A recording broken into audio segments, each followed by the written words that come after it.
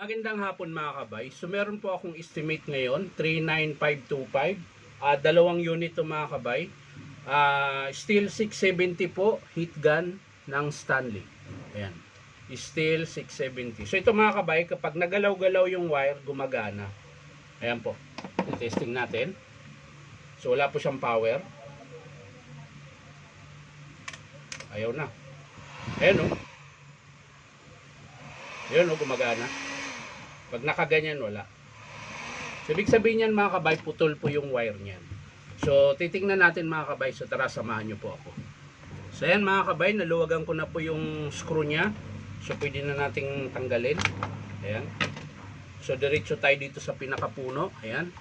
Dahil dito po lagi ang nasisira. Ayan.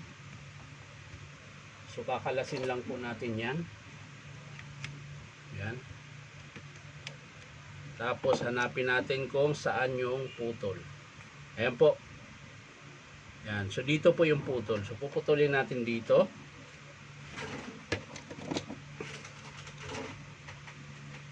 Ayan. Tapos gawa tayo ng panibago.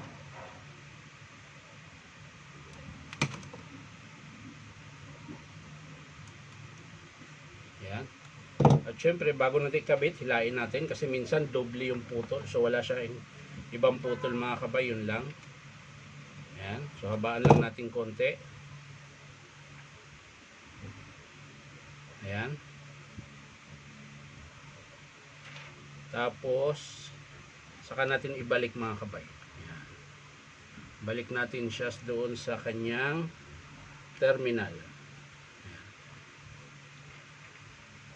So higpitan lang natin na maigi mga kabay. Ayan. So, hindi naman siya mabubunot mga kabay dahil meron naman po siyang cord clamp. So, kahit hatak-hatakin nyo pa yung cord, hindi po yan mabubunot. Ayan. Pero maganda talaga, mahigpit, para hindi siya mag-i-spark. So, yan mga kabay, okay na. Balik lang natin yung cord clamp.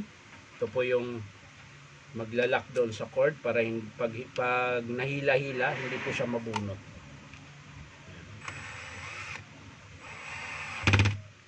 So yan mga kabay, ayos na.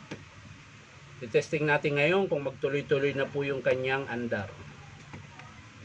Yan. So sasaksak natin ulit. Yun, meron na. Lagyan natin ng baga. Mag-iinit. Ayan mga kabay. So yan po yun ay wiring lang po ang sira niyan mga kabay. So sa mga gusto magpa-repair mga kabay, punta lang po kayo dito sa Powerman Hardware, 530 T. Alonso, Santa Cruz, Manila.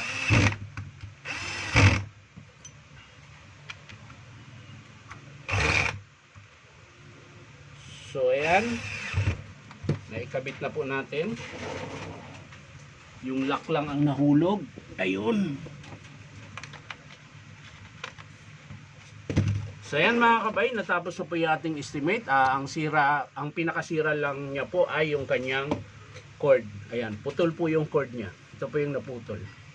Ayan. So yan lang mga kabay, maraming salamat. Bye bye.